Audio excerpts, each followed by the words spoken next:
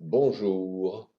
Alors nous voici avec le DAX aujourd'hui, 55 ticks. Première chose que je fais, je vais tracer un canal qui m'aide, si vous voulez, à voir un peu où se situe le cours dans sa tendance récente. Et attendez, le système que je vais utiliser, c'est une hidden divergence, une divergence inversée. Sur une version du MACD que j'ai modifiée. Et la hidden divergence, ben la voici.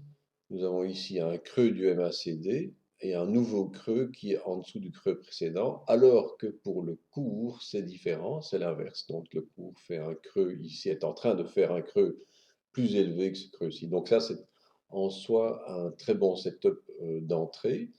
Le deuxième le deuxième indicateur que je regarde, c'est cette bande que vous voyez ici, qui est en fait une bande de volatilité que j'utilise comme trailing stop.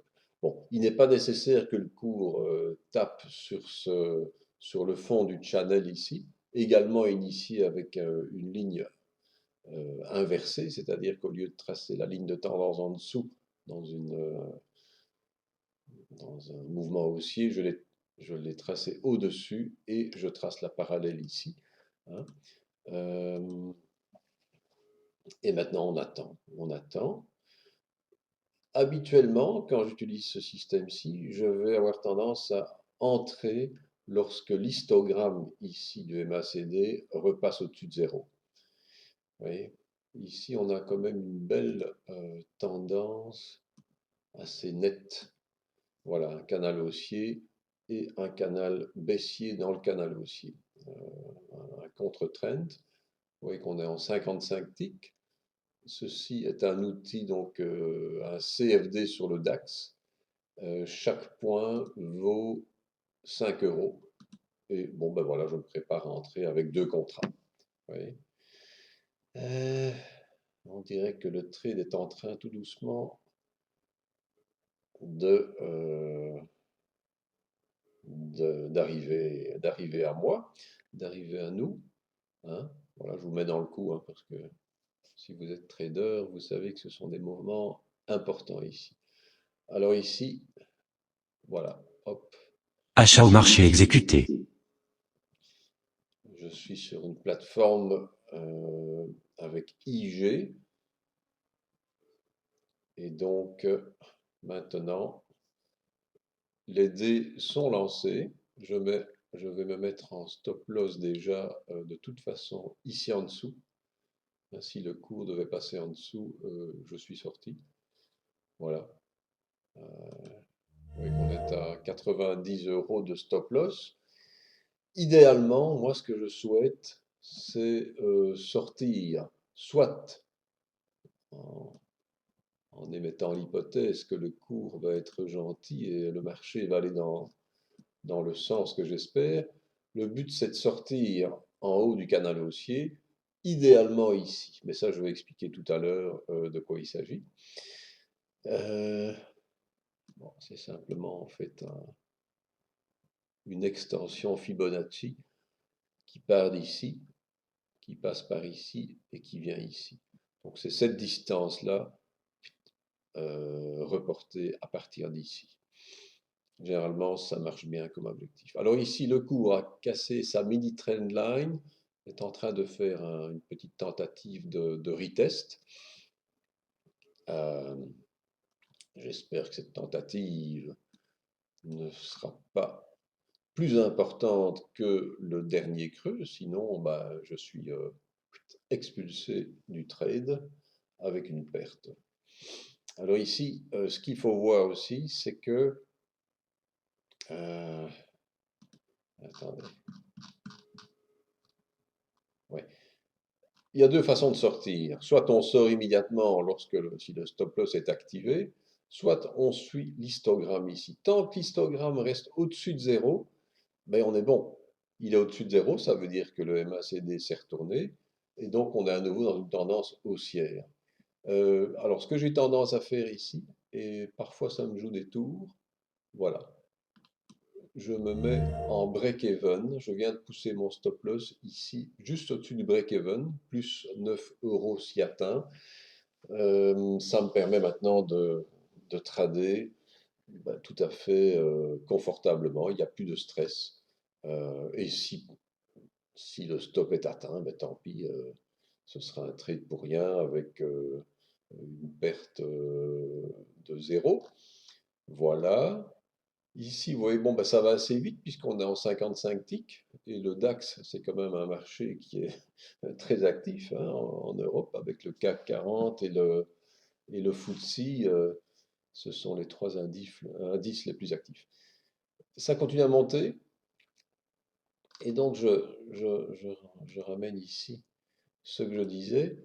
Ça, c'est un bon point de sortie, le haut du canal.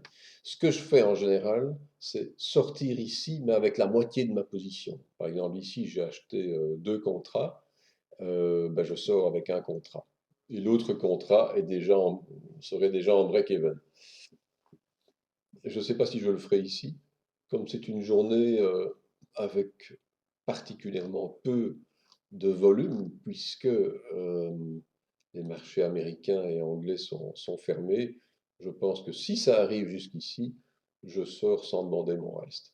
Maintenant, ouais, ici, il est possible que mon stop va être atteint. Maintenant, si ça hésite un petit peu, que ça monte plus lentement, fatalement, à un certain moment, le cours pourrait arriver à ce niveau 100. Ce que ce niveau représente, c'est donc ceci fois exactement. C'est cette distance-là, comme je l'ai déjà dit, reportée à partir d'ici. Hein. Et au lieu de mettre des niveaux de Fibonacci, moi j'ai mis des niveaux de Gann, c'est-à-dire 25, 50%, 75% et 100%. Voilà. Mon expérience, c'est que bien souvent, lorsque vous avez un vrai rebond, le cours va aller au moins jusqu'à la ligne 75. Parfois, il se retourne à ce niveau-là et il redescend et casse vers le bas. Euh, on attend, on attend, on attend. Ça se passe pas trop mal, hein. Ça se passe pas trop mal. En général, lorsque vous avez tracé ce type d'extension, quand le cours dépasse le premier niveau, ici, le premier pivot à 25%, c'est bon signe. Parfois, il retombe sur la ligne 25 et parfois même sur la ligne ici que j'ai indiquée, 12,5%. Bon, je ne vais pas parler de ça aujourd'hui. Suivons la tendance. Suivons la tendance. Ça peut durer un petit temps. Hein.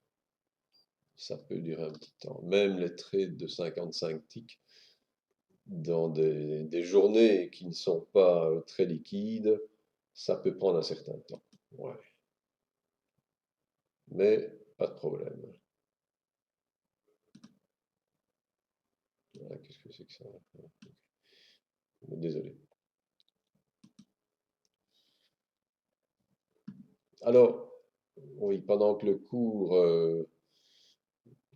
congestionne et consolide un peu, je voudrais revenir à cette technique de hidden divergence. Je préfère personnellement euh, les signaux donnés par une hidden divergence plutôt que par une divergence. Par exemple, voyons un petit peu ici.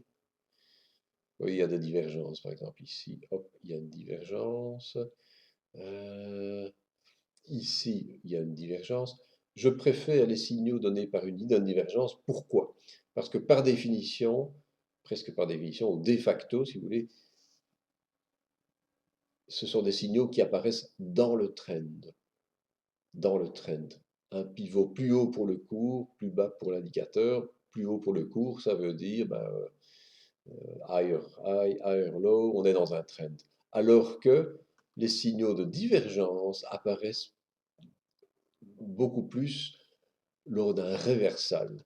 Or, qu'est-ce qui se passe hein, ici? Bon, c'est un petit réversal de cette tendance ici. Voilà la divergence. Qu'est-ce qui se passe généralement lorsque vous avez cassure d'un trend et réversal, vous avez pratiquement toujours un retest et un retest.